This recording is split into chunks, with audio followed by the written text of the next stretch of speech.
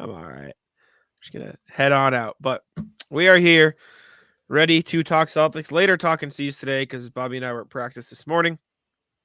But hopefully y'all are here with us, ready to talk about the Celtics. Bobby, how you doing? I saw Doing you 2 hours ago, fantastic but here. how you doing? Impressive showing from the Celtics yesterday. So we'll dive into all the latest developments because there's bigger takeaways that are worth exploring than just what happened against Phoenix. Yeah. I mean, definitely a good win. Going into it, I think I really felt like it would be a dogfight. Like Phoenix had a chip on their shoulder. Even to start the game, you saw they came out playing really hard. They looked focused early in the game, and the Celtics just put it together, said that's enough of that, and blew them out. Second time in a week against a team that's supposedly pretty good. Yeah, big time. Big Got the wins gang for the trickling in Celtics now. following their tough losses to Cleveland and Denver. They've bounced back in a big way. Credit to them. Impressive performances despite the opponent, or regardless of the opponent, I should say, which is how they played all season. But first thing, title of the video, thumbnail of the video, Tillman v. Kornet. So as much as the Celtics have been playing well and the starting lineup's amazing, everyone likes to talk about the backup bigs. So that's what we're going to do. Jared Weiss wrote a great article about it for The Athletic, talking about the pros and cons of Kornet in the playoffs versus Tillman in the playoffs, who could get more minutes, why one of them should play over the other. Sam and I talked about it on our pod as well, but we can go a little bit more in depth here. Bobby, what are you looking at when you explore potential playoff minutes for those guys?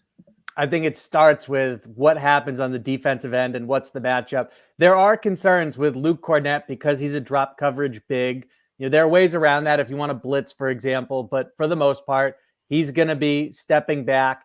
And so that challenges the Celtics' ability to protect the perimeter. It's more pressure on the guard. So now it's a question, who's he out there with? Because I don't think Luke Kornet and Peyton Pritchard is a great combination to prevent teams from getting clean looks from three. Pritchard is a very scrappy on-ball defender. I like him, but much better when he's in front of you versus from behind. How many shots from behind has he swatted in his career? It's a small sample, right? So to me, if Luke Kornet's out there, then Drew Holiday and or Derek White make a lot of sense, and that can work. Xavier Tillman, he's pretty complete defensively. I mean, you see him switch and hold his own against some of the more impactful perimeter scorers in the game, including Steph Curry. And we can downplay that game, and Curry had an injury on top of it. But overall, we've seen it from Xavier Tillman. So I think as he gets up to speed and as the Celtics start to try and sharpen their double big lineups in particular, the Tillman-Horford pairing is really producing well without compromising floor spacing offensively. Yeah, and the floor spacing seems to be a big layer to this, right? I like Kornet. Jack likes Kornet. Bobby likes Kornet. We all like him. He's fine. He's done a good job this year. He's held his own. He's given the Celtics anything they could have asked from him. From a mile-high view, he is last of the top 9 in net plus minus. So of all the guys above him, he is at 108 net on the season. Pritchard is the next lowest at 292. So there's a big difference there. Minutes could have something to do with that he's playing less minutes, less time for point differential. But to the point of maybe play Tillman a bit more, it does allow you to have a more flexible defense, more flexible offense.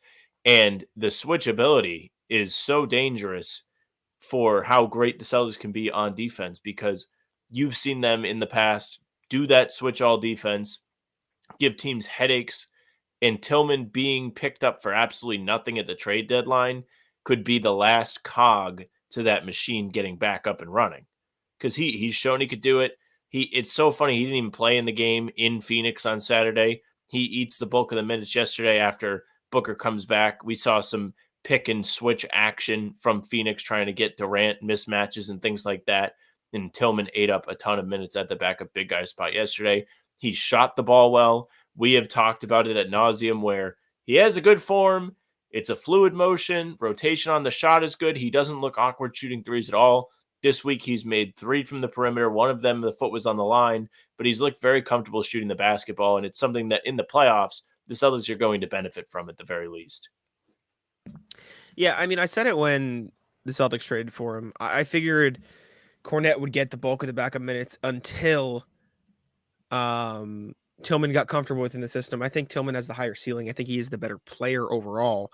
But the Celtics run on such a comfort level basis, and in the sense that they like their guys to know how they play, how they run things on both ends of the court. Hello, Jazz. Before they get real rotational minutes, and Kornet knows the system better than anybody. And Joe Mazzulla said that over and over again. However, and I brought up this clip on How About Them Celtics, the pod that's dropping Sunday. It feels like Tillman is starting to do a lot of the little things that Kornet has been able to do. I was watching this play from the Suns game. Jaylen Brown got an and one against Nurkic, but it happens because of Tillman's ability to run the seal that Kornet has been really good at. Tillman gets the ball on the perimeter after Nurkic sucks in, runs a dribble handoff with Jaylen Brown, screens. Jaylen Brown gets the defender on his back. Then Tillman shuts off Nurkic just long enough so Brown can get a bucket in the paint. Just this a little bump, this little thing, not getting a foul call there, but bumping into Nurkic so he can't defend Brown right away.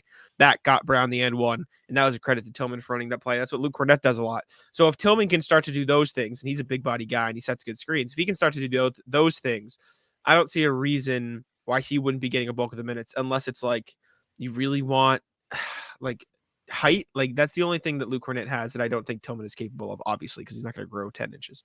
So I think if Tillman can start to do those things more frequently, the screening and stuff like that, then I think he's probably my pick for playoff minutes. Yeah, you look at that play right there that you just pulled up. That was like a Gortat screen on steroids. I mean, he just pinballed around multiple Suns defenders, clearing out space for Jaylen. And I would say where I give Luke Kornet an edge is his impact on the offensive glass. But Tillman can space the floor further and is able to get there to the rim. So he can also contribute in that regard. And I think the Celtics are okay with the trade-off of, okay, Luke Kornet's better at extending possessions and getting tip-ins, but Tillman brings more to the table. And so it's still advantage Xavier. And I think what we're really starting to see, especially with these double big lineups, is that he's starting to slingshot his way past Kornet on the depth chart. It'll be interesting to see how that all kind of pans out in the coming weeks, because you do have a ton of matchups against bottom of the barrel teams. You get Washington, Pistons twice next week. You have the big Milwaukee game on Wednesday, which can't wait, to be honest with you. It's the first time that we're going to be getting up for a game since the Denver game. So it'll definitely be a good matchup. And I'm excited to see what they decide to do in that situation, because it is a meaningful game.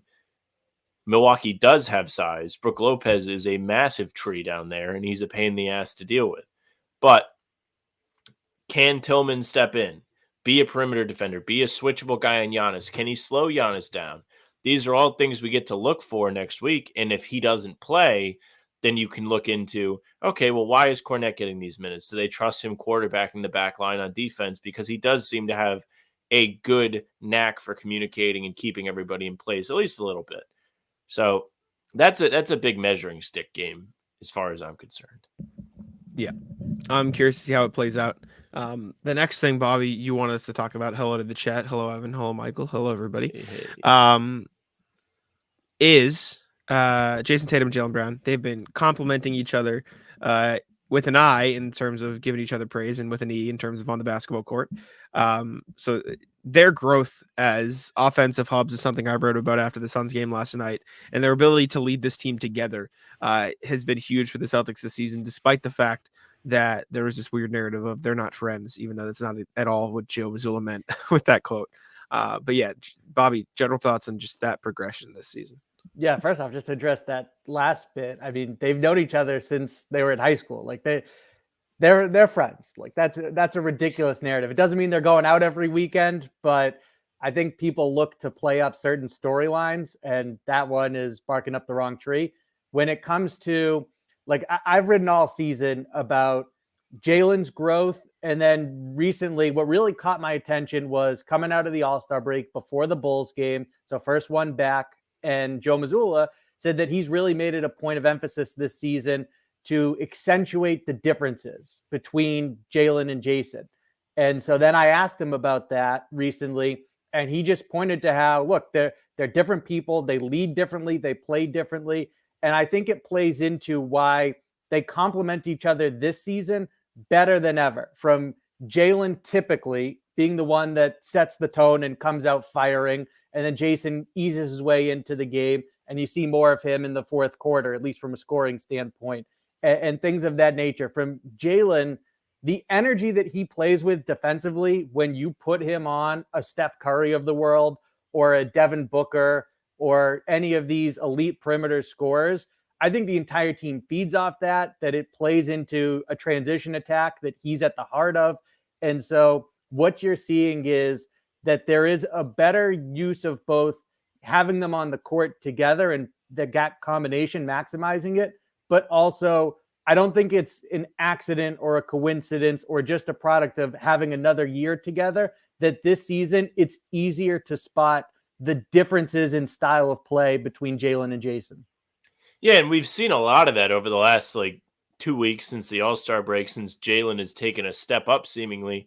His whole thing has been putting his shoulder through guys, getting baby hook shots off the glass, not off the glass, just using his strength to his advantage. We've seen him put on the muscle over the years, and we're finally seeing it get put to use consistently.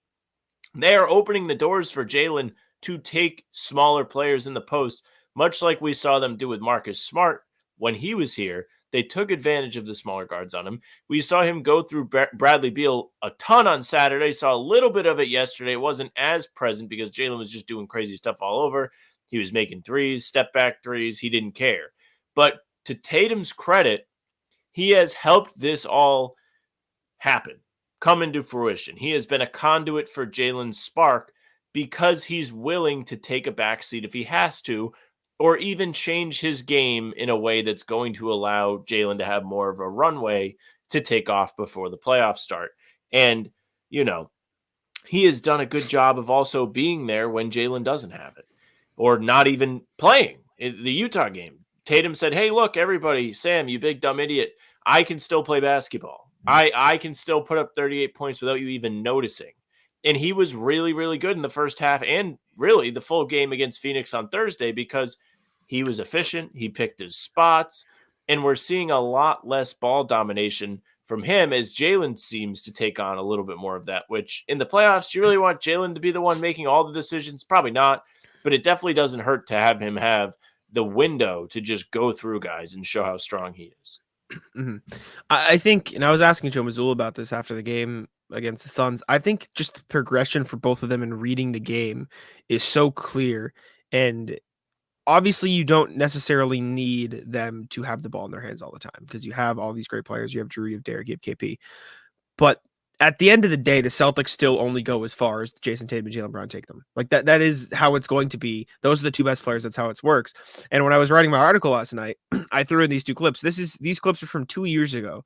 The year they went to the finals, and just the difference in play. So I posted this play from Tatum, and at first glance, you're like, okay, this is the simplest play you could possibly imagine. You just saw a double and you made a pass. Duh, like that's easy. 2 years ago, the Mavericks double him from the same spot, and he jumps on 2 feet and throws it from the air. His feet aren't grounded, right? That's progression. Like as easy a pass as this made, he very clearly wasn't as comfortable working at a double team 2 years ago. Jaylen Brown, right here, gets the ball on the wing. He's just running, pump fakes, easy pass out to the perimeter. Horford 3. 2 years ago, it's not the exact same, but Jaylen Brown, top of the key, runs a double screen. Instead of making an easy pass, he jumps off 2 feet, which forces him to make a read that's not there, and he gets picked off. Like it's just the small things, and you don't need to make the complicated play every time. And I think learning that has benefited Jason Tatum and Jaylen Brown more than anything else.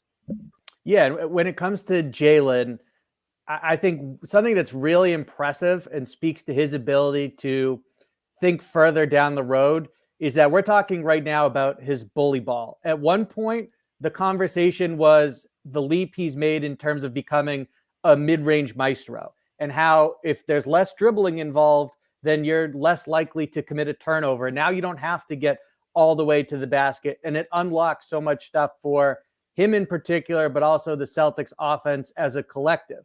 Now what we're seeing with this added muscle and his ability to just go through people's chest and get to the rim is basically his way of letting you know he doesn't want to settle for just threes, mid-range, in transition, that he now has a hammer that he can take out in a half-court possession to get to the rim, and that's going to behoove him and the Celtics. I mean, what that does for free throw attempts, points in the paint, offsetting when they aren't shooting well from beyond the arc is tremendously valuable. It helps keep him in rhythm. If you score, it's typically easier to defend because you get to set up. So to me, that ability from a cognitive standpoint, and then also just being able to quickly put on muscle. I mean, I think from the start of the season, if you look at a picture of Jaylen Brown to where he's at now, man's been in the weight room. So it's pretty impressive.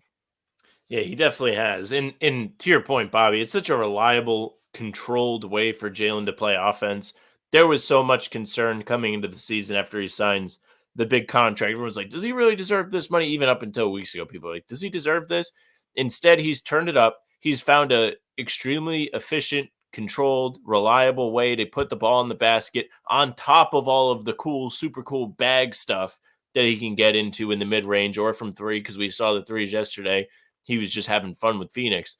But he has been on another level. He looks like a completely different player, and he looks like somebody you can rely on to get you key buckets in the postseason. That doesn't necessarily mean all at the end of the game, because I don't know if going through him at the end of the game is the best thing. We don't know yet. It's a bag of worms, or can of worms, whatever it is. But he can still be a guy to go down, get you a reliable bucket when you need it on the wrong end of a run, which is just as important as being there at the end of a game. We've seen the Celtics get so much better at this since the All-Star break, and I think he has to have something to do with it. Yeah, the Jays have been awesome. Their ability to read the game, their ability to be aggressive, play off each other, and read the room has been just on another level this year.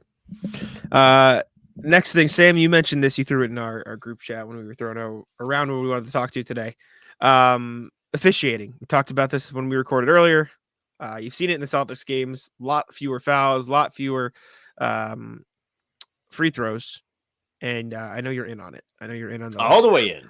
I almost brought it up when we were talking about Jaylen being physical, because it plays into this new thing where all of a sudden the officials just don't call ticky-tack stuff anymore. Since the All-Star break, I referenced on Sunday's recording, which you'll see then, Tom Haberstroh tweets about like foul calls are down, defensive 3 seconds are down, technicals are down, like all these different like soft, they could blow the whistle.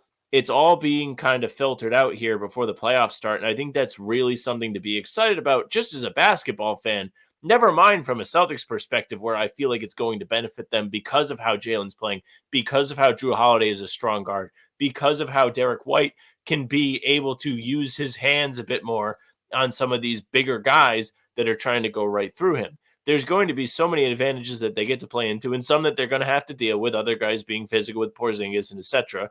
But overall, it's going to stop disrupting games. You're not going to see a lull, stoppage, boring reviews, whatever you hate about basketball. It's going away ever so slightly, and it's going to be a ton of fun to watch. And Jaylen being super physical is just another way that they have a leg up, because you're not going to have to worry about like soft whistles. No soft offensive fouls being called on Jaylen. Since he started being aggressive, I can't remember off the top of my head him being whistled for a charge. It just isn't happening right now. And they're getting rid of the foul baiting. Apparently, Adam Silver has like put out the call like, hey, we don't want any more of this as we lead into the playoffs. This is our big product. This is our showcases when all the eyes are on us. We don't want people to see this like watered down version of the game. Yeah, first off, shout out to Tom Haberstroh. He does great work, and I'm a big fan of his Substack, tomthefinder.com. So odds are, if you're a basketball fan and you're on Twitter, you've seen some of his studies, and he dives into matters like this that at least I find to be particularly interesting. So when he put out this one, it just kind of reinforced what the eye test is telling you as you watch not just the Celtics, but around the NBA since the All-Star break, and especially in March, that fouls are down and they're letting the defense get away with more. So I asked Joe Mazzulla yesterday about those findings and how that challenges the Celtics' ability to be the smarter team, to stay a step ahead, and combat an opponent's attempt to muck the game up. And so I have here, Joe's answer was, quote, adapt your mentality and adapt your execution. And so I think we've had some tests this year where we've been out physical and then we've risen to the occasion of physicality. And I think those moments of opponents trying to muck up the game helps us get better. And we just have to look at it from that perspective. And the team that I have in mind when you see that fouls are down and you're letting defenses get away with more is right now, if the playoffs started, I know there's the play-in tournament, but the 1 seed would be the Celtics and the 8 would be the Miami Heat. And so that is exactly who I think of, who probably loves this development more than any other team in the league. And so it's going to be very interesting to see, especially if that's a test the Celtics run into for the 3rd straight year. How do you handle Miami being allowed to muck the game up and get more physical and grab and get away with things when you really have to fight for your space? And so we'll see how the Celtics respond, because one of the best ways to challenge and slow them down in the Jason Tatum, Jaylen Brown era, including this season, is by mucking the game up. So we'll see what happens come playoff time. Yeah, I think you both make great points. I think, like Sam said, it benefits the Celtics because they have guys who get really physical on defense. So it helps them to be able to, do that. I mean, we saw Drew Holiday last night as we're recording this against the Suns just absolutely kill the Suns with his physicality. Bradley Beal looked like lost against him on that end. And so I think by the time the playoffs come around and refs let players get away with even more, you're going to see this compounded into very physical games, which for the most part, I think benefits the Celtics. I think it benefits other teams too. I think Giannis is probably going to benefit from this by being able to throw his elbows around, do whatever he wants. I think the Heat, who are a very physical team, are going to get, be good with this sort of play style. I think the Knicks, another very physical team. But I think it's good for the Celtics. Maybe not Porzingis, but he gets beat around a little bit. But I think it'll benefit the Celtics as a whole. Bobby, I feel like I'm missing something. What else? Is there something else? What else do we want to talk about today? I'm blanking. I just had the text open.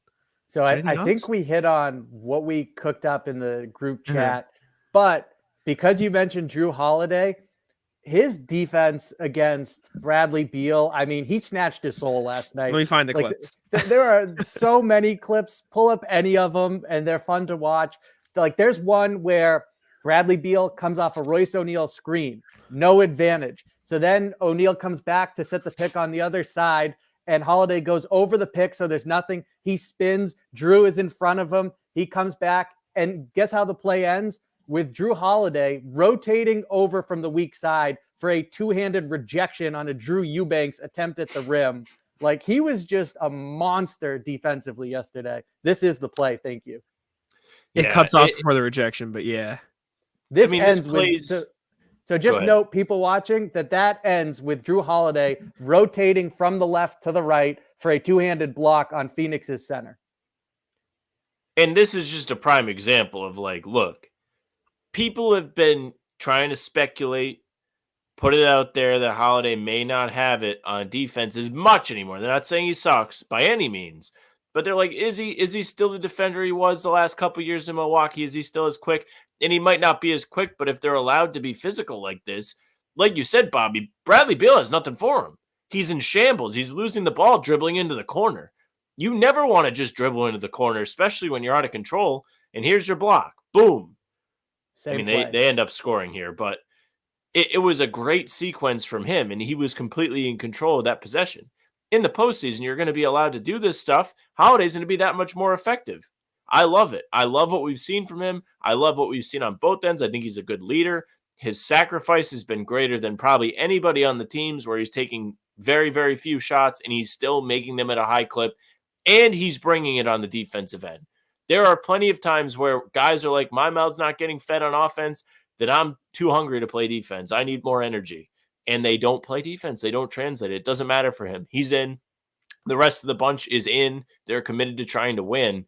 And to the Celtics' credit, as a whole, and Joe Mazzulla's credit, we've seen a lot less palms up from this team this year.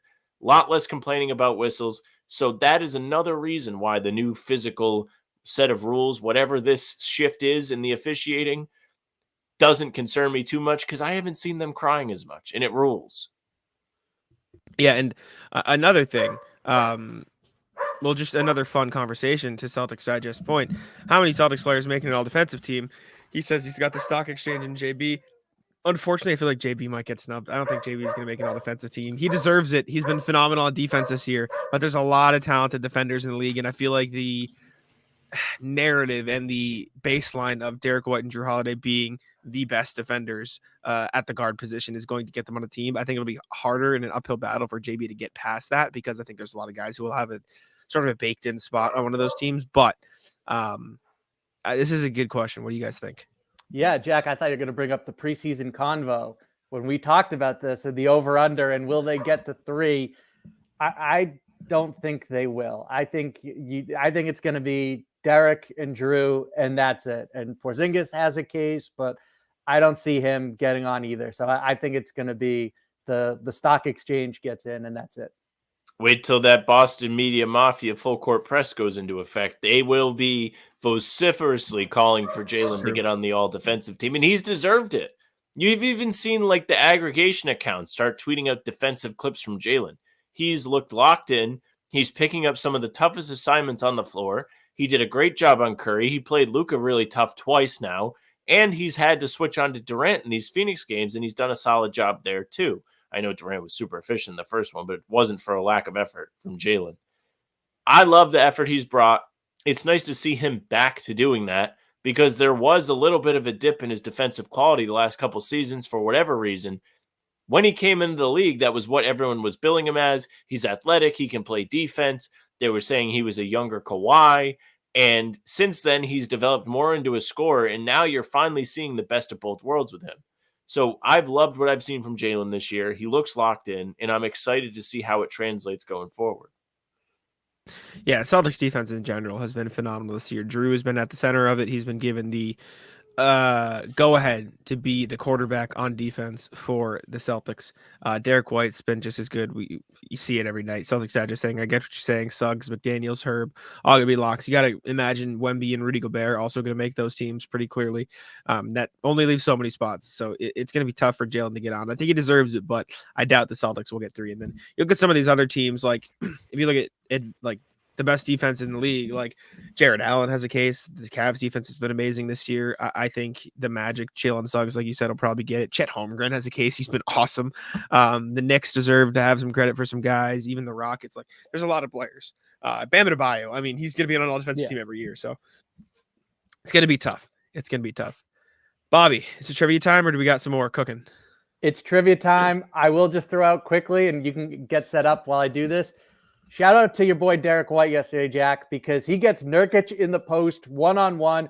People are coming to help, but before they do, no need. Swats him in the post at the basket. Pretty impressive from a first-team all-defensive member this season in Derek White. I remember that play vividly. I was pumped. I was like, oh, no, he's going to go right through Derek White because, like, the one weakness I would say Derek White has on the defensive end is he's not able to always switch onto the bigger players. He's not as strong, but he showed a great just sense of desire to block the shot, locked in, got it done, got the stop. Big ups to Derek White. Yes, sir. All right. Trivia time. Turn the chats off. Let's get going with the trivia. Okay. So today we are going to be doing chats are both off. We're all good. Chats off. Awesome. Most threes made in a single season by a Celtic. Now, I'm not going to have you name the player and the season. I'm just going to take the highest. Like if you say, like, I don't want to say any answers. If you said like, I got you. I think we both understand what you're saying. Let's say Shaq played 2 seasons of the Celtics. He made 1 3 and 1 and 3 threes in the other. I'd take the 3, and then nobody can get Shaq anymore. So I'm taking the highest threes by the player, and then that person is off the board. Sam, I believe, won last time. He's up 2-1 in the series. So Sam, you will get to go first here. Tatum. Jason Tatum. Let me get to the stat. Oh, I accidentally changed the stat muse. This is not because I'm looking it up. This is because I have to go to a different one. I was experimenting with which one I wanted to do. So don't take this long session at taking me to find it into account with, oh my God, it's wrong. Okay. Sorry. Tatum. Okay. I'm organized now. We are good. Here we go. Jason Tatum. I forgot I was experimenting. 240 is what you get from Mr. Tatum. I don't know if that's good or bad. Bobby, to you. Paul Pierce. Paulie Pierce. Okay. let's take a look here. My computer is a million tabs open, so please bear with me. Paul Pierce, threes. Have to make sure I'm taking the top one. Alrighty. Mr. Pierce gets you 210. Not bad. 210 right there. That's a shame. Oh, back to you, Sam. This is tough. Or one guess in. Yeah, I know. You're already getting long pauses. Jazz is not a bad guess. This is all time. This, by the way, this is not since a certain date. This is just in general. I'm gonna guess Ray Allen. He was on the Ray brain. Allen. Here we go. 199. Wow. There you go. Back to you, Bobby. Isaiah Thomas. That was there too. Mr. Thomas. Whoa, 245. Bang. Top guess. Could he be returning, by the Sam. way? Jack just whips his computer across the room. Michael, that's not. No, that's not on there. That's not on the page, at least for the first page. This is tough. I'm trying to find the sweet spot, but I don't know. I don't know where I want to go with it. I'll guess Jalen. Jaylen Brown. Took Bobby's guess. Jaylen Brown. Let's see. I think we both had in mind Jalen 3rd round pick. 166. Yeah, I fumbled it. We'll see. Back to you, Bobby.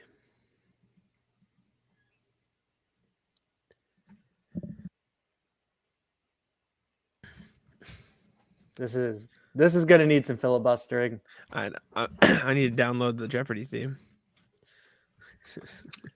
Got it taken off probably. Huh. This is a hard one. I love the Family Feud style though. Well, of course just, you I don't like know. it. I'm losing right now. I still like it. It's a really good format. I like it too. It's just the results haven't been there for your boy. Man.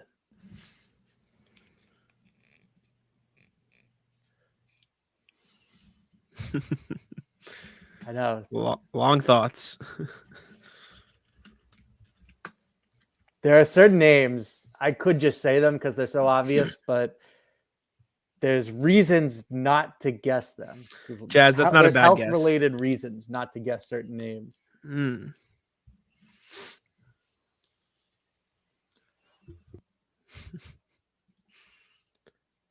Not a bad guess, Jazz. That's up there. It's made threes. Yeah, you had me double checking. I'm like, wait a second. Yep, made threes in a single season, not attempted. Attempted would be fun though. Maybe I'll do attempted next. Michael, I don't think that's on this list. No, it's up there. Yeah, that's a good guess, Michael.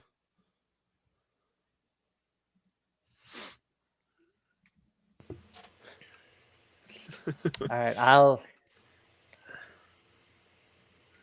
I'm wondering if I'm going to regret leaving a certain name on the table. But let's see how many. I hate this so much. Let's see how many Marcus Smart made in a season. Marcus Smart. Alrighty, let's take a look.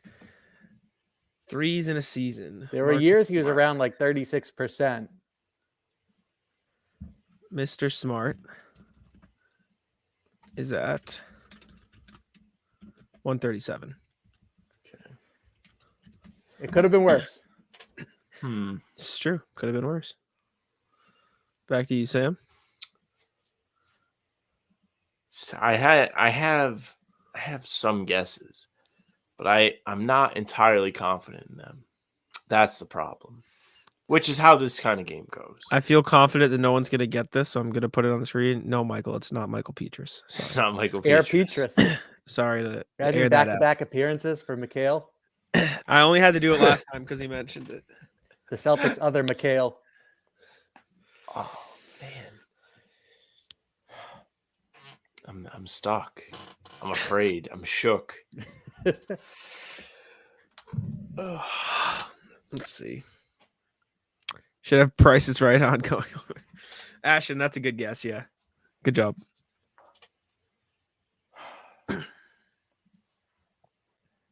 I'll guess Kyrie. Kyrie Irving. I don't think See? it's a great guess. 174. Oh. I'm pissed.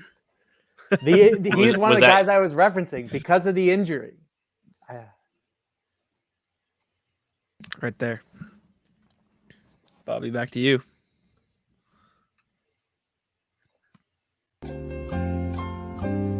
That is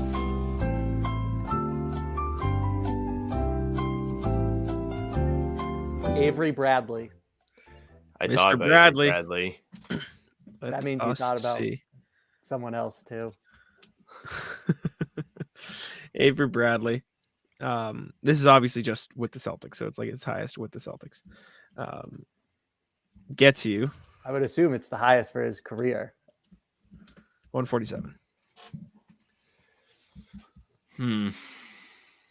Back to you, Sam.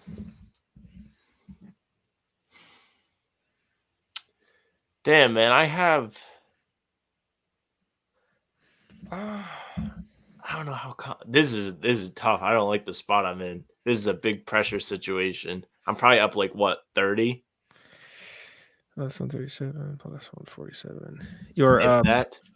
No, you're up 60 or 40. Up Sorry. 60. Yeah, 40. Up 40. Up 40. I'm hurting. Yeah, because in this format, one bad guess and you're just it's tough. Michael, that's not a bad guess. Yeah, that's pretty good.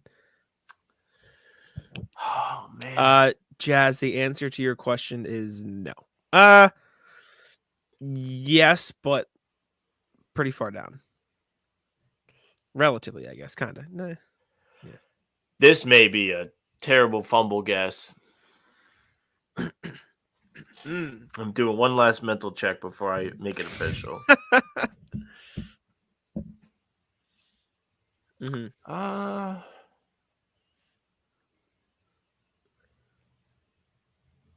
I'll guess Jay Crowder. Mr. Crowder. I think I just lost myself the game, to be honest with you. I don't feel good about it. 157. Okay. So that puts Sam at a final score of 936, which means Bobby needs 97, right? minus 739. 197. You need 197. Bobby is once again in a place where there is one player who can win him the game.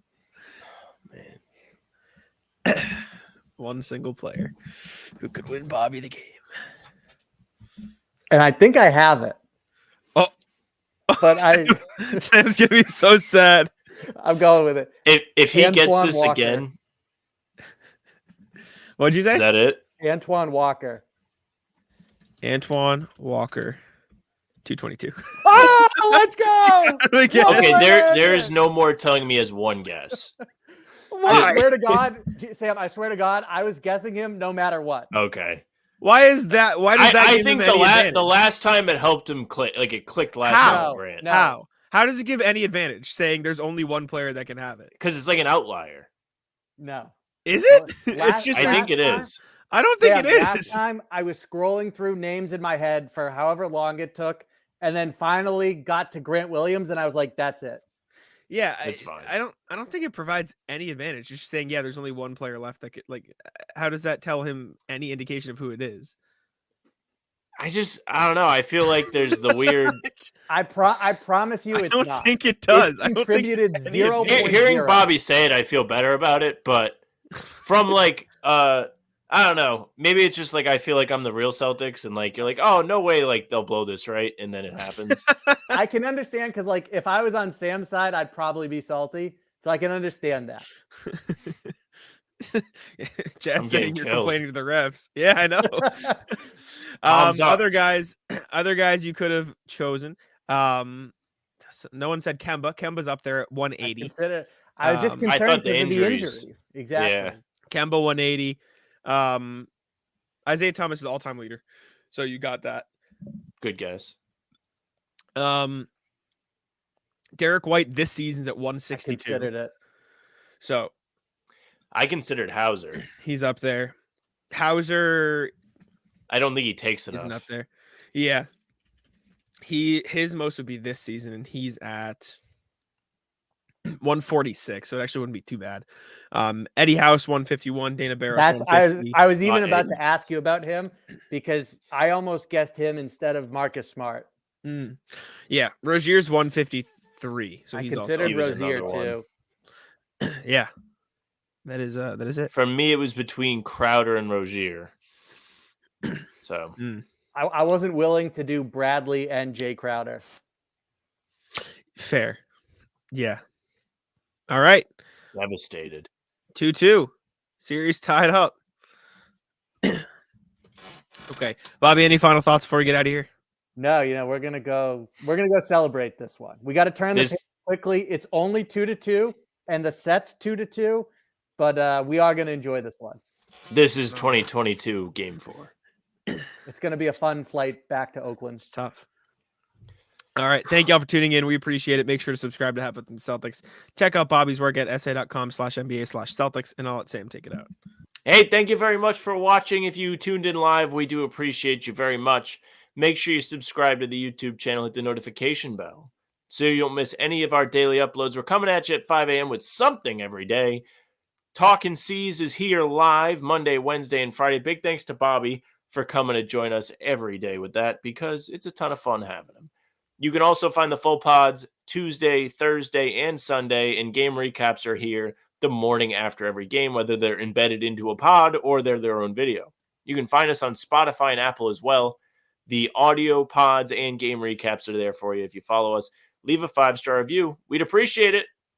You can find us via email, hbtcpod@gmail.com. It's a great way to get in touch with us. If you have your thoughts on, I guess, the Phoenix game, but we already did that. I don't know. Email us. We'll read it on the pod. You can find us on socials at How About Them C's, Twitter, Instagram, and TikTok. The Facebook is just the name of the podcast. Our streams are there. They're on YouTube. They're on Twitter.